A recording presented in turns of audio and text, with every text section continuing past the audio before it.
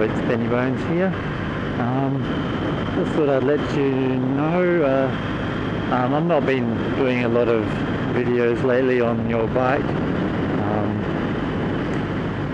It's winter here in Australia, and although it's not especially cold all the time, it's not especially wet, I've really not been out on the bike a lot since, well, Aftershock 3, which I've got some video I've got to edit it up for that. But yeah, I've not really been out a lot. I've been working a lot of late shifts, so I don't get out of work till after midnight. So by then it's like pitch black. But yes, I've got a new channel up, which I'll be putting my new moto vlog videos on instead of my main channel. Which I'm just trying to do this to make things a bit easier for those people who actually just want to watch moto vlogs rather than all the other stuff I put up as well, my music and my games. It also makes it a little bit easier for me, I guess, so I can see what people are actually interested in watching. Oh, this traffic is terrible. Yeah, it's been a little while since I've been out on the Bonne.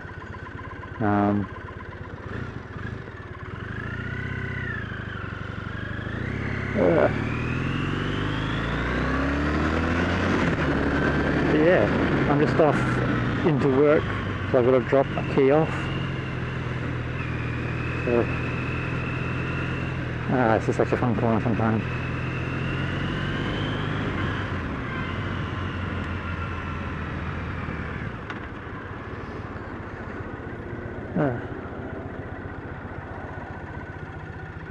So yeah,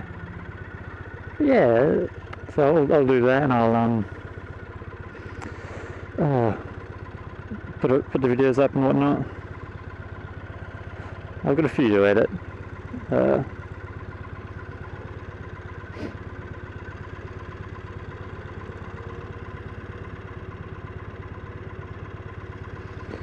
One thing I'm looking at for my Bonne is getting a fairing on it. I've seen some put the Viper fairing. It's kind of just a bolt-on, kind of classic style dome thing I want to put on. Because there's a lot of wind. I noticed that when you're going quicker than say 80 or something, you get a lot of wind hitting it, and it just kind of pulls you back. Being as this is a naked bike, and I intend to use it for touring, that's not kind of a good thing. Just with the sheer wind, it just hurts you back after a while, just fighting against it. Because the speed limit in Australia, or West Australia anyway, when you get out on the country roads, is 110 kilometers per hour. And at that speed, you're just kind of down low, and the wind is horrid.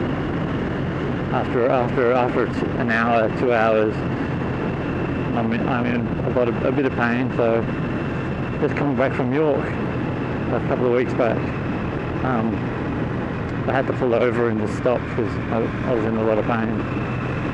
And that's only just over 100 k's out.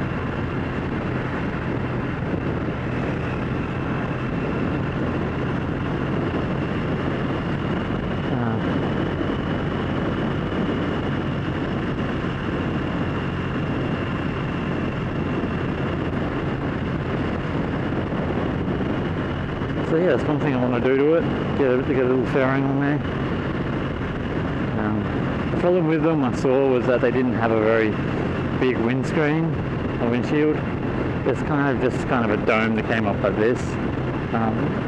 That might be good. It might do the trick, but if it was like a double bubble, I think they call them, a double bubble.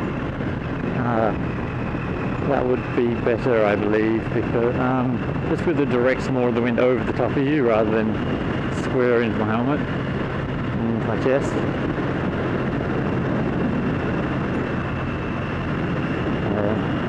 So anything I can do to make it a little bit more pleasant for longer rides would be better, is what I'm after. I also don't know if my ignition key would be in the way, being as it hangs down there. And that's kind of where the fairing goes. But I haven't ordered it. I'm still thinking around it. I might give Givy a try. I know they have a lot of bolt-on touring fairings. The thing is, this Bonneville has what, I think it's an 8-inch headlight. So it's got a massive headlight. You just can't get a lot of things to fit that without going with the Tiger top. Without going with the factory ones, which is way too expensive. I think $500, $600 for just a windscreen. I love the Tiger tops on these it's an NX, yeah, Nissan NX. I wanted one for a while.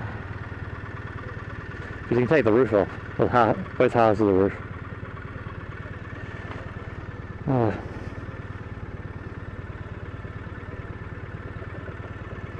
Now I want a Toyota Sierra. They got kind of bug wing doors. They're like scissor doors and a bit like gull wing doors. They kind of come out on a funny angle, which is cool.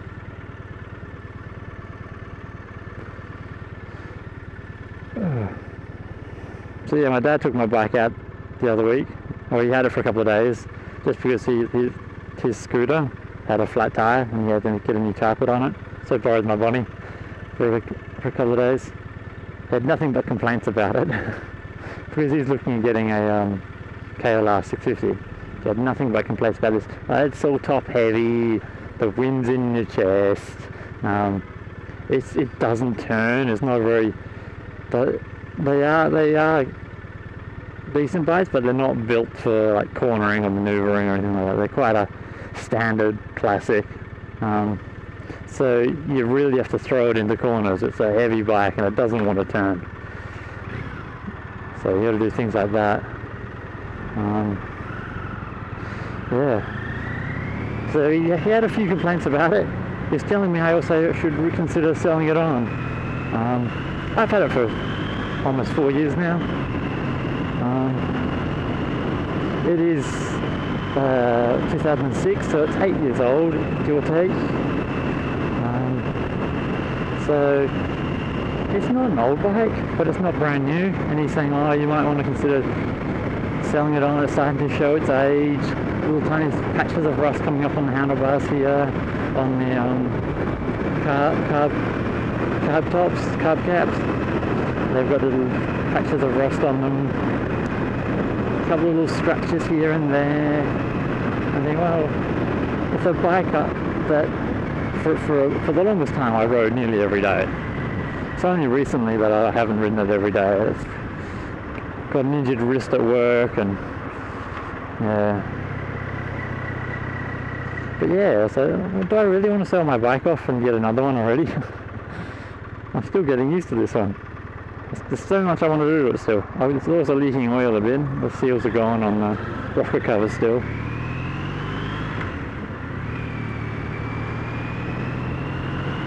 Yeah. I still want to take it across to Melbourne. That's something I want to do. So it'll be a long ride, a very long ride. But I'm sure it'll be worth it.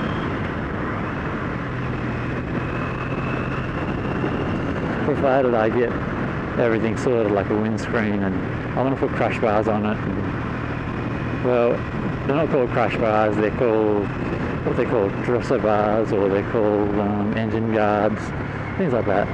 I call them crash bars because they're there in case you come off. They keep your engine off the ground, which I've had to replace before. I've had to replace the side cover on the right side. And that took about a month for the thing to come in, just the cover to come in. It was sitting there in the shop. It wasn't fun.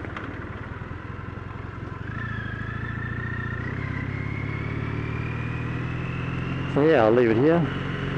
Until next time, adios.